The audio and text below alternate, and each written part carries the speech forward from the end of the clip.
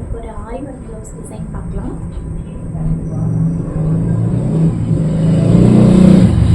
கை ஃபுல்லுமே heavy work பண்ணியிருக்கோம்.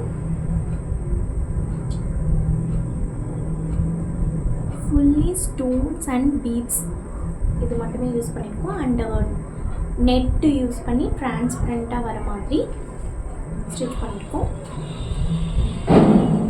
Front பார்த்தோம்னா நார்மல் நெக் பைப்பிங் கொடுத்து ஃபினிஷ் பண்ணியிருக்கோம்.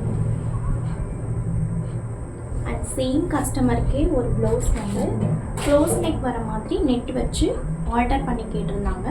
ஸோ அதுவும் ஃபினிஷ் பண்ணியாச்சு. உங்களுக்கும் இந்த மாதிரி ஸ்டிச் பண்ணணுன்னா காண்டாக்ட் பண்ணுங்கள். தேங்க்யூ.